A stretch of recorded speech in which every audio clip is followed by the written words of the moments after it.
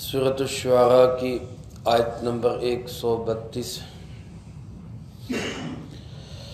الحمدللہ وکفی وسلام علی عبادہ الذین اصطفی، خصوصا علی سید الرسل وخاتم الانبیاء وعلی آلہ واصحابہ الاتقیاء۔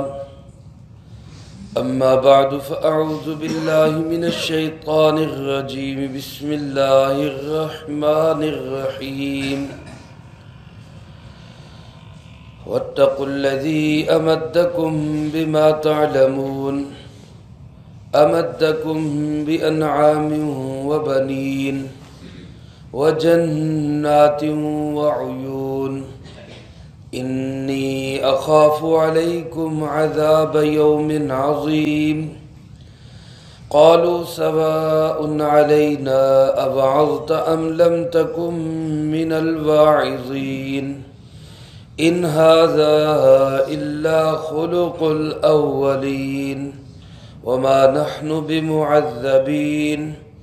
فکذبوہ فاہلکناہم، ان فی ذلک لآیہ وما کان اکثرهم مؤمنین وان ربک لہو العزیز الرحیم۔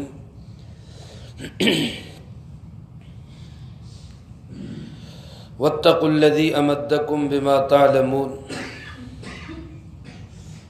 اور ڈرو اس ذات سے جس نے تمہاری مدد کی ان چیزوں سے جن کو تم جانتے ہو۔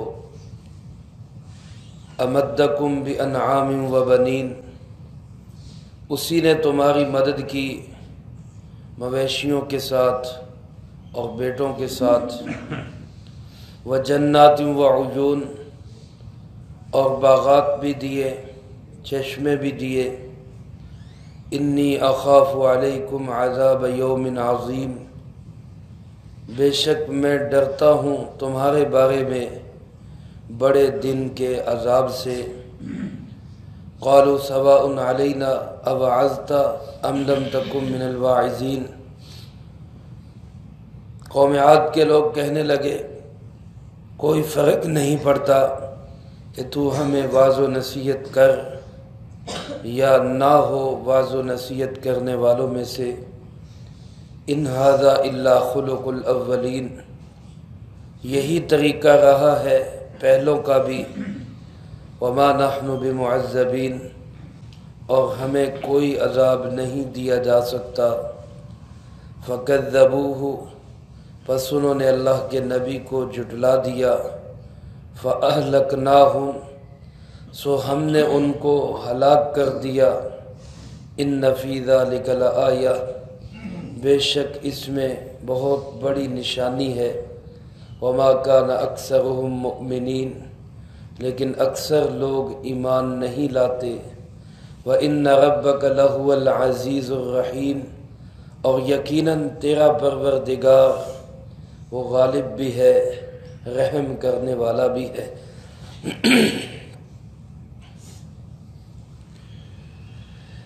ان آیات مبارکہ میں اللہ رب العالمین نے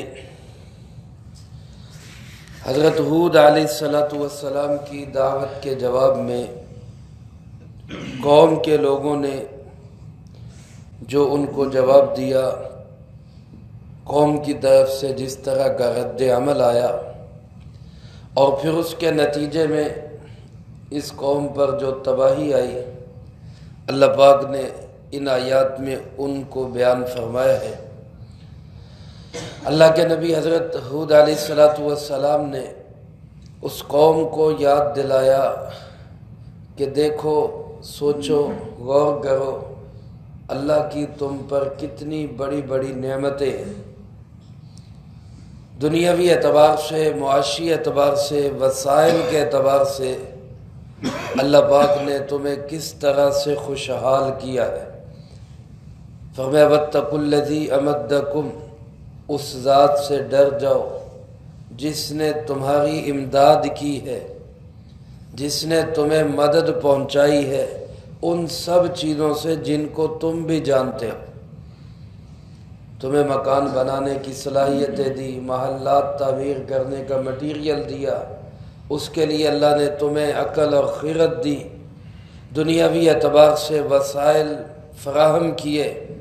تم خود بہت اچھی طرح جانتے ہو کہ اللہ نے تمہیں کیا کیا نعمتیں عطا کی ہیں۔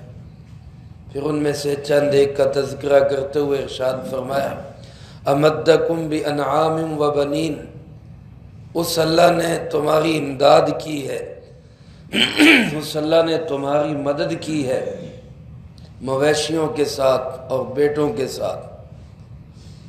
اللہ پاک نے تمہیں مویشی عطا کیے۔ انعام ان 8 قسم کے جانوروں کو کہا جاتا ہے جن کا ذکر اللہ پاک نے سورۃ انعام میں بھی فرمایا، ثمانیۃ ازواج من الضأن اثنین ومن المعز اثنین۔ اللہ پاک نے یہ 8 قسم کے جانور جن کو پالتو جانور اور مویشی کہا جاتا ہے یہ خاص بطور نعمت کے ذکر کیے۔ بھیڑ ہے نر اور مادہ، بکری ہے نر اور مادہ، گائے اور بھینس نر اور مادہ، اسی طرح اونٹ اور اونٹنی، یہ اللہ رب العالمین کے خاص انعامات میں سے نعمت ہے۔ اللہ پاک نے یہ نعمت خاص طور پہ قوم عاد کو عطا کی ہوئی تھی۔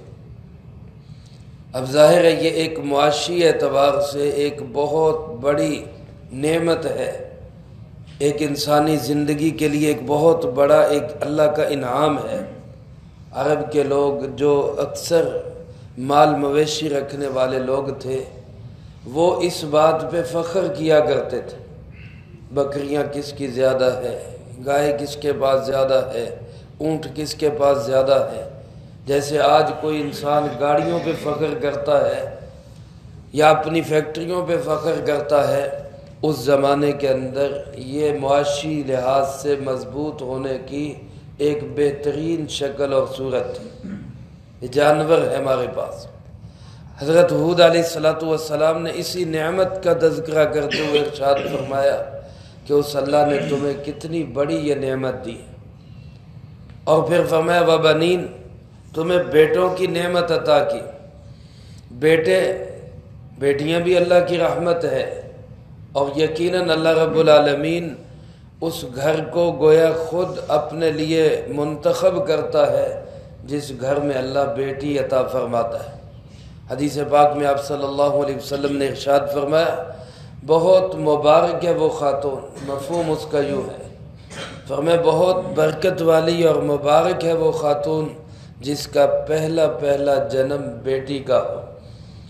رسول اللہ صلی اللہ علیہ وسلم نے بیٹی کی پرورش پہ فضائل ارشاد فرمائے۔ یہی وجہ ہے کہ عرب کا وہ معاشرہ جو بیٹی کو پیدا ہوتے ہی زندہ دفن کر دیا کرتا تھا، وہی لوگ پھر بیٹیوں کو حفاظت کر کے اللہ کو راضی کرنے والے بنے، رسول اللہ صلی اللہ علیہ وسلم کی تعلیمات کی بدولت۔ بہرحال بیٹوں کو ہر انسان سمجھتا ہے کہ یہ بہت بڑی نعمت ہے، اور یہ سمجھتا ہے کہ میرا نسب اور میری نسل بیٹوں سے باقی رہے گی۔ لیکن میرے محترم دوستو، اصل میں اللہ کی طرف ہی سے، جیسے کہتے ہیں نا تمام امور اللہ ہی کی طرف سے چاہنے سے ہوتے ہیں۔ اللہ نے اپنے محبوب جناب محمد کریم صلی اللہ علیہ وسلم کا کوئی بیٹا بھی آپ کا وہ بالغ ہونے کی عمر تک نہیں پہنچ سکا، بچپن میں ہی فوت ہو گئے۔ زیادہ سے زیادہ عمر آپ صلی اللہ علیہ وسلم کے بیٹے ابراہیم نے پائی، جس کی عمر صرف کتنی تھی؟ 18 مہینے، یعنی 1.5 سال۔ اس سے زیادہ عمر کسی بیٹے نے نہیں پائی، بچپن میں ہی فوت ہو گئے۔ اب لوگ جو کہتے ہیں کہ نسب یا نسل یا نام جو روشن ہوتا ہے وہ تو بیٹوں سے ہوتا ہے، تو سب سے زیادہ دنیا کے اندر اللہ کے بعد کس کا نام روشن ہے؟ وہ جناب محمد کریم صلی اللہ علیہ وسلم۔ اور کس سے ہوا ہے؟ بیٹیوں سے ہوا ہے۔ حضرت سیدہ فاطمہ رضی اللہ تعالیٰ عنہ کے نسب سے ہوا ہے۔ آپ علیہ السلام کا جو نسب، سادات کا خاندان، سید لوگ جو بھی موجود ہیں دنیا کے اندر، یہ سب کے سب سیدہ فاطمہ رضی اللہ تعالیٰ عنہ کی نسل سے، باقی بیٹیوں کی نسل آگے نہیں چل سکی، حضرت سیدہ فاطمہ رضی اللہ تعالیٰ عنہ کی نسل سے ہی جناب محمد کریم صلی اللہ علیہ وسلم کا خاندان آج بھی دنیا کے اندر موجود ہے، اور نام بھی سب سے اونچا ہے، نسب بھی موجود ہے، نام بھی سب سے اونچا ہے۔ اللہ تو کسی کا محتاج نہیں، بیٹوں کا بھی محتاج نہیں، بیٹیوں کا بھی محتاج نہیں، لیکن بہرحال بیٹیاں بھی رحمت ہیں، بیٹے بھی اللہ کی بہت بڑی نعمت ہے۔ کسی انسان کو اللہ نے اولاد کی نعمت سے نوازا ہو تو اس کو شکر ادا کرنا چاہیے، اور ان کی طرف بھی دیکھنا چاہیے کہ جو اولاد کے لیے ترس رہے، منتیں ترلے کر رہے ہیں کہ اللہ ہمیں اولاد نصیب فرما دے۔ اللہ سب ہی بے اولادوں کو اپنی رحمت سے اولاد نصیب فرمائے، نیک صالح اولاد نصیب فرمائے۔ تو اللہ پاک نے اپنی اسی نعمت کا تذکرہ کرتے ہوئے ارشاد فرمایا کہ دیکھو حضرت ہود علیہ السلام نے ان کو سمجھایا، اے میری قوم، اللہ نے تمہیں مال مویشی دیے ہیں، اللہ نے تمہیں بیٹوں کی نعمتوں سے نوازا ہے، پھر وجنات وعیون، باغات اور چشمے، سرسبز و شاداب زمین، اللہ رب العالمین نے زرخیز زمین عطا کی جس میں سبزہ ہی سبزہ، ایسے محسوس ہوتا ہے جیسے یہ ساری کی ساری نعمتیں جو اللہ پاک نے قرآن کریم میں ذکر کی ہے، ہود علیہ السلام نے قوم عاد کو یاد دلائی ہے، یہ در حقیقت ہم پاکستان والوں کو یاد دلائی جا رہی ہے۔ یہ ساری نعمتوں سے اللہ پاک نے اہل پاکستان کو بھی نوازا، مال مویشی بھی عطا کیے، بیٹے بھی عطا کیے، باغات بھی عطا کیے، زمین زرخیز عطا کی، چشموں، ندی نالوں اور دریاؤں کا، نہروں کا بہترین آبی سسٹم اللہ نے دیا ہے۔ لیکن آج میرے دوستو، دنیا جو ہم سے بعد میں ترقی کی اور آزاد ہوئے اور پہلے آگے نکل گئے، آج ہم پیچھے کیوں رہ گئے کہ ہمیں کوئی شخص ایسا نہیں ملا کہ جو اس ملک کو سنبھالنے والا ایماندار انسان ہو، درد دل رکھنے والا، ملک کا خیر خواہ، اسلام کا خیر خواہ ہو۔ 70-72 سالوں میں ایک بھی بندہ ہمیں ایسا نہیں مل سکا ہمیں، یا ہم اس کو آگے نہیں لا سکے۔ اس کا نتیجہ ہے کہ آج پاکستان کہاں کھڑا ہے۔ تو اللہ کا نبی یاد دلا رہے، آج نبیوں کے نمائندے علماء اور واعظین مبلغین یاد دلاتے ہیں کہ اللہ کی ان نعمتوں کی قدر کرو اور ان کو صحیح جگہ پہ استعمال کرو۔ اللہ کے نبی نے کہا انی اخاف علیکم عذاب یوم عظیم، اگر تم باز نہیں آؤ گے اللہ کے حکموں کو ٹھکراتے رہو گے، اسی طرح میری دعوت پہ کان نہیں دھرو گے، تو مجھے خدشہ ہے کہ کہیں تم پر بڑے دن میں عذاب نہ آ جائے۔ میں ڈرتا ہوں، اللہ کا نبی تو ڈرتا ہے، لیکن نبی کے مخالف وہ اللہ کے عذاب سے نہیں ڈرتے، وہ اللہ کے سامنے جرأت اور جسارت کا مظاہرہ کرتے ہیں۔ حالانکہ میرے محترم دوستو، اللہ کی قدرت بڑی وسیع ہے، بہت بڑی قدرت ہے۔ اللہ کے نبی نے ہر چند ان کو سمجھایا کہ مجھے خوف ہے کہ کہیں ایسا نہ ہو یوم عظیم، بڑے دن میں یعنی قیامت کے دن میں تم پر کوئی بہت بڑا عذاب آ جائے، میں اس سے ڈرتا ہوں۔ اب اللہ کے نبی کی یہ محبوبانہ دعوت، مخلصانہ دعوت، جذبہ خیر سگالی پہ مشتمل دعوت، انتہائی نرم مزاجی کے ساتھ اخلاق کے دائرے میں رہتے ہوئے اتنی اچھی گفتگو اور دعوت کو بھی ان لوگوں نے کس طرح ٹھکرایا؟ کہنے لگے سواء علینا اوعظت ام لم تکن من الواعظین، ارے ہود، تو چاہے ہمیں بہت بڑی بڑی باتیں سنا یا نہ سنا، ہمارے سامنے تبلیغ کر یا نہ کر، ہمیں اللہ کے عذاب سے ڈرا یا نہ ڈرا، ہمارے کان پہ جوں نہیں رینگنے والی، ہمیں کوئی فرق نہیں پڑے گا۔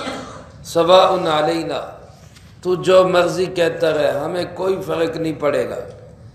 گویا اللہ کے نبی کی سچی اور مخلص دعوت کو بھی، اخلاص سے بھری ہوئی اس پیغام کو بھی ان لوگوں نے ہوا میں اڑا دیا، کہ ہمیں اس سے کوئی فرق نہیں پڑتا، تو چاہے ہمیں واعظ و نصیحت کر یا نہ واعظ و نصیحت کر، اس کا کوئی نتیجہ نہیں نکلے گا، ہم نہیں ماننے والے۔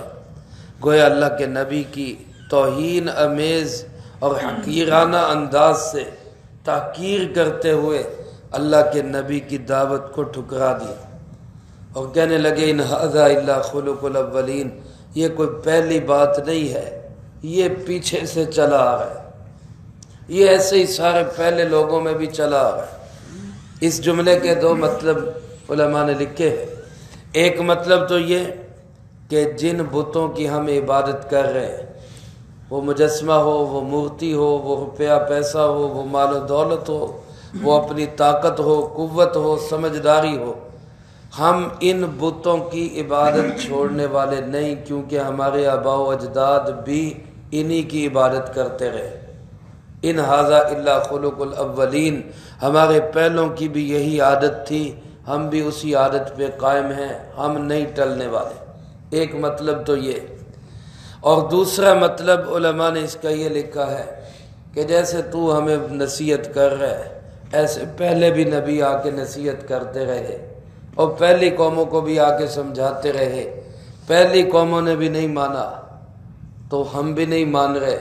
زیادہ سے زیادہ تو ہمیں عذاب کی دھمکیاں دیتا ہے تو سن لے کہ ما نحن بمعذبین، ہمیں کوئی عذاب نہیں آ سکتا۔ وہ پہلی قومیں تھی، کمزور تھی، ان پہ عذاب آ گئے، ہم پہ کوئی نہیں عذاب آ سکتا۔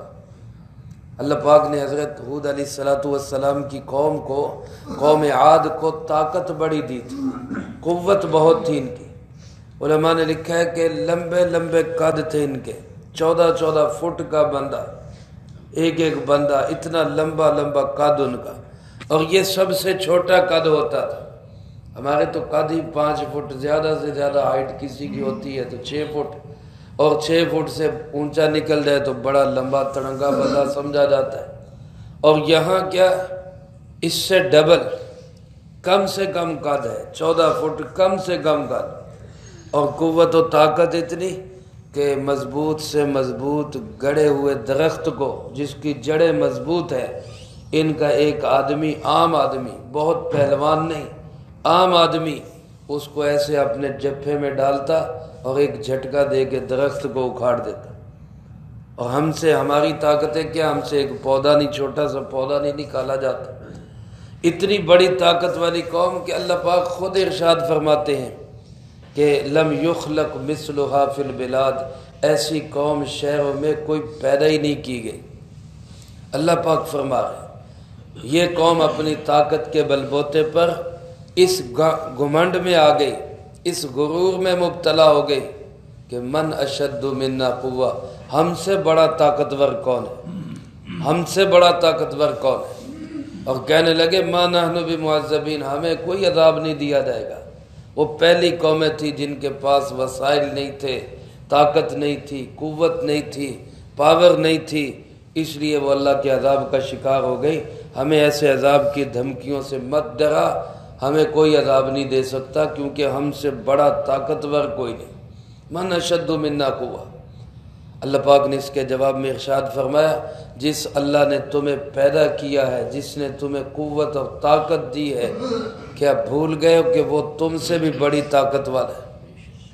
آج جو ممالک ترقی یافتہ یا ٹیکنالوجی پہ ناز کرتے ہیں، گھمنڈ کرتے ہیں، اور یہ سمجھتے ہیں کہ ہمیں کسی رب کی ضرورت نہیں، ہم کسی رب کے محتاج نہیں، آج دیکھ لیں ٹیکنالوجیاں سب فیل ہو جاتی، سب ان کے منصوبے دھرے کے دھرے رہ جاتے ہیں۔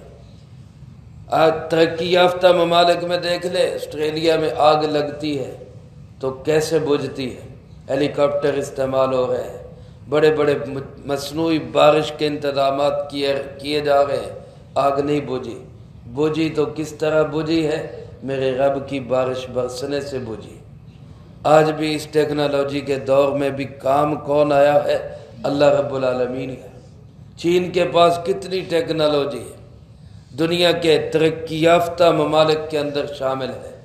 ایک بیماری اللہ نے پھیلائی ہے، صرف چین نہیں، پوری دنیا میں تھر تھلی مچی ہوئی ہے، پوری دنیا کانپ رہی ہے اس کی وجہ سے۔ کہاں گئی ساری ٹیکنالوجیز، کہاں گئے سارے وسائل، کہاں گئی ساری قوتیں؟ سب لیبارٹریاں فیل، سب ٹیکے فیل، سب دوائیاں فیل، اور سارے سپرے فیل، جراثیم کش اور مارنے والی دوائیاں فیل۔ میرے محترم دوستو، قدرتی آفات جو اللہ کی طرف سے آتی ہے، ان کا مقابلہ نہیں ہوتا، ان کا مقابلہ نہیں ہوتا۔ کبھی یہاں پہلے بھی ایک وزیر اعلیٰ تھا، وہ کہا کرتا تھا ہم قدرتی آفات کا مقابلہ کریں گے۔ آج مقابلہ نہیں ہو رہا، خود بھاگے ہوئے ہیں۔ اور میرے محترم دوستو، یہ جو قدرتی آفات ہوتی ہیں، ان کا مقابلہ نہیں ہوتا، ان کا حل کیا ہوتا ہے؟ جس نے بھیجی ہیں اس کے دروازے پہ آ جاؤ، اس سے معافی مانگ لو، اس سے توبہ کر لو۔ لیکن یہ قوم عاد بھی اسی گھمنڈ میں مبتلا رہی جس گھمنڈ اور غرور میں آج کی طاقتیں مبتلا ہیں۔ امریکہ کتنی بڑی پاور اور طاقت لے کے آیا تھا کہ ہم افغانستان کو تہس نہس کر دیں گے، اور آج کیا صورتحال ہے؟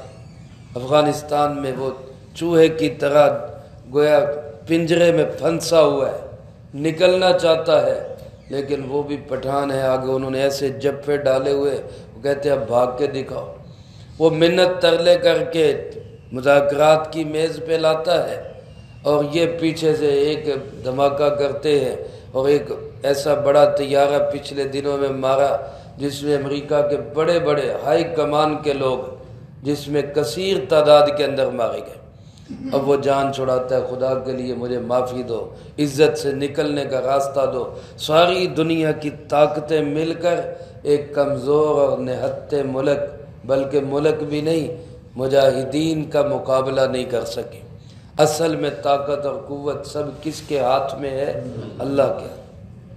اس قوم نے بھی گھمنڈ کیا، غرور کیا، اپنی طاقت پہ ناز کیا، اور کہنے لگے جا جا ہود، ہمیں کوئی نہیں اللہ عذاب دے سکتا، ما نحن بمعذبین، ہمیں کوئی عذاب نہیں آ سکتا۔ اللہ فرماتے ہیں فکذبوہ، انہوں نے میرے نبی کو جھٹلا دیا، میرے نبی کی بات کو ٹھکرا دیا، میرے نبی کے پیغام کو کوئی اہمیت نہیں دی۔ نتیجہ کیا ہوا؟ فَأَهْلَكْنَاهُمْ، ہم نے ان کو برباد کر کے رکھ دیا، ہم نے ان کو ہلاک کر کے رکھ دیا۔ اللہ نے صرف ایک ہوا چلائی، اللہ رب العالمین نے صرف ایک ہوا کھولی، ہوا کا خزانہ کھولا۔ ہوا کا جو اللہ رب العالمین کے پاس سٹاک ہے، بہت بڑا خزانہ ہے، اس میں معمولی سا سوراخ وہ زیادہ کھول دیا گیا، اور وہ ہوا کتنے دن چلتی رہی؟ قرآن کریم نے بتلایا کہ 7 دن اور 8 راتیں مسلسل وہ ہوا چلتی رہی، اور جب وہ ہوا بند ہوئی تو یہ لمبے لمبے قد والے کھجوروں جیسے تنے والے، اللہ پاک فرماتے ہیں ایسے پڑے ہوئے تھے کأنہم اعجاز نخل خاویہ، جیسے کھجوروں کے لمبے لمبے تنے گرے پڑے ہوتے، ایسے گرے پڑے۔ فَهَلْ تَرَى لَهُم مِّن بَاقِيَةٍ، اللہ سوال کرتے ہیں بتاؤ کوئی نظر آ گیا باقی بچا ہوا؟ سب کا کچومر نکال دیا، کہاں گئی طاقت قوت؟ ہوا حالانکہ اللہ کی بہت لطیف مخلوق ہے، سب سے نرم مخلوق ہے، بالکل ایسے ہوا کا احساس بھی نہیں ہوتا۔ ہم یہاں بیٹھے ہیں، ہوا موجود ہے، لیکن ہوا نہ نظر آ رہی ہے، نہ وہ کوئی اس کے اندر ہمیں پاور لگ رہی ہے، ہلکی سی مخلوق ہے اللہ کی۔ اور جو قوم اپنے آپ کو کہہ رہی تھی اب سب سے طاقتور ہے، اس ہلکی سی مخلوق کے ساتھ اللہ نے اس کی طاقت کا کچومر نکال کے بتا دیا، کچرا بنا کے رکھ دیا۔ اللہ فرماتے ہیں فَأَهْلَكْنَاهُمْ، ہم نے ان کو برباد کر دیا۔ اب یہ برباد ہوئے اپنی کرتوتوں کی وجہ سے، اپنی بدعملیوں کی وجہ سے، اللہ کے نبی کی دعوت کو ٹھکرانے کی وجہ سے۔ میرے محترم دوستو، آج بھی انبیاء علیہ السلام کے نائبین، علماء، واعظین، مبلغین ہمیں سمجھاتے ہیں کہ خدا را اپنا رخ سیدھا کرو، اللہ کے ساتھ تعلق جوڑو، آخری نبی حضرت محمد صلی اللہ علیہ وسلم کی مکمل اطاعت کرو۔ ہماری ترقی کا راز اسی میں پنہا ہے، دنیا آخرت کی ذلت اور رسوائی سے بچنے کا راز اسی میں چھپا ہوا ہے۔ دنیا آخرت میں سربلندی اور کامیابی اسی کے ساتھ جڑی ہوئی ہے، لیکن کوئی ہے جو آج کان دھرے اس بات پر؟ بس صرف مال مال مال، پیسہ پیسہ، روپیہ یہ آنا چاہیے، اللہ ناراض ہوتا ہے، ہو جائے۔ رسول اللہ صلی اللہ علیہ وسلم کی سنت کی دھجیاں اڑتی ہیں، اڑ جائے، کوئی پرواہ نہیں، نماز ہے نہیں ہے، حلال ہے نہیں ہے، لوگوں کے حق ہمارے قائم ہیں، لوگوں کے حقوق ادا ہو رہے ہیں نہیں ہو رہے، اس کی پرواہ نہیں، بس میری دنیا بننی چاہیے، میری دنیا بننی چاہیے۔ اب یہ رویہ یہ ہمیں خدا نخواستہ کہیں اس ہلاکت تک نہ لے جائے جو ہلاکت قوم عاد پہ آ گئی تھی۔ قوم عاد سے بڑی طاقت رکھنے والے ہم نہیں ہیں، آج کا انسان قوم عاد سے زیادہ مضبوط اور طاقتور نہیں ہے۔ آج کا انسان تو ڈالڈا گھی کی پیداوار اور برگر کھانے والی اور بریڈ کھانے والی، نرم غذائیں کھانے والی قوم ہے، یہ کہاں اللہ کے مقابلے میں ٹھہر سکتے؟ جہاں اتنے بڑے طاقتور نہیں ٹھہر سکے، تو ڈر جاؤ ڈر جاؤ۔ اللہ فرماتے ان فی ذالک لآیہ، اس میں نشانی ہے، قیامت تک کے آنے والے لوگوں کے لیے عبرت ہے، قیامت تک آنے والے لوگوں کے لیے اس میں نصیحت ہے۔ لیکن فرمایا وما کان اکثرهم مؤمنین، اکثر پھر بھی ایمان نہیں لاتے، اکثریت کا حال یہی ہے کہ پھر بھی نہیں مانتے۔ آج بھی آپ دیکھ لیں دنیا کے اندر اکثر قوموں کا حال یہی ہے، رب کی پہچان ہی نہیں، اللہ رب العالمین کی طاقت کی کوئی پرواہ ہی نہیں۔ رسول اللہ صلی اللہ علیہ وسلم کی ذات کے متعلق کس طرح کے الفاظات اور القابات بولے جا رہے ہیں۔ اللہ کے محبوب کی دعاؤں کا نتیجہ ہے کہ آج ہم عمومی طور پر بچے ہوئے، ورنہ وہ برائیاں جو کسی قوم میں ایک ایک تھی، وہ ساری کی ساری مشترکہ طور پر آج کے انسانوں میں پائی جا رہی۔ یہ رحمت کائنات جناب محمد کریم صلی اللہ علیہ وسلم کی دعاؤں کا نتیجہ ہے کہ آج پوری انسانیت بچی ہوئی ہے۔ لیکن خدا را ہم مسلمان ہی سنبھل جائیں، ہم مسلمان ہی قرآن سے اپنا تعلق جوڑ لیں۔ لیکن اللہ پاک فرماتے ان ربک لہو العزیز، یقیناً تیرا پروردگار غالب ہے۔ اے محبوب کبریا جناب محمد مصطفیٰ صلی اللہ علیہ وسلم، آپ کا رب غالب ہے، کر سکتا ہے جو چاہے منوا سکتا ہے، لیکن الرحیم وہ غالب ہونے کے ساتھ ساتھ مہربان بھی ہے، رحم دل بھی ہے، انتہائی رحیم بھی ہے، کرم کرنے والا بھی ہے۔ اس لیے وہ سمجھاتا ہے، بار بار سمجھاتا ہے، پھر دوبارہ نصیحت کرتا ہے، عبرت دلاتا ہے کہ شاید کوئی واپس آ جائے، شاید کوئی باز آ جائے۔ اللہ مجھے آپ کو سب کو ان واقعات سے عبرت حاصل کر کے قرآن کے ساتھ تعلق جوڑنے کی، نیک لوگوں کے ساتھ جڑنے کی توفیق نصیب فرمائے، اور تمام فتنوں سے، ظاہری باطنی ہر فتنے سے اللہ ہماری حفاظت فرمائے۔ جو کہا سنا اس کو زندگی میں لا کے دوسروں تک پہنچانے کی توفیق عطا فرمائے۔ اللہم انت السلام و منک السلام، تبارکت ربنا و تعالیت یا ذا الجلال والاکرام۔ اللہم انا علی ذکرک و شکرک و حسن عبادتک، اللہم احسن عاقبتنا فی الامور کلہا واجرنا من خزی الدنیا وعذاب الآخرہ۔ اللہم باقیتا کباقیت الولید، اللہم استر عوراتنا و آمن روعاتنا، اللہم انا نجعلک فی نحورہم ونعوذ بک من شرورہم، اللہم اکفنا بحلالک عن حرامک واغننا بفضلک عمن سواک، اللہم اکفنا کل مہم من حیث شئت ومن این شئت، رب اغفر وارحم وانت خیر الراحمین، ربنا هب لنا من ازواجنا وذریاتنا قرۃ اعین واجعلنا للمتقین اماما، رب ارحمهما كما ربیانی صغیرا، ربنا تقبل منا انك انت السمیع العلیم وتب علینا انك انت التواب الرحیم، صلی اللہ علی النبی الکریم وعلی آلہ واصحابہ اجمعین برحمتک یا ارحم الراحمین۔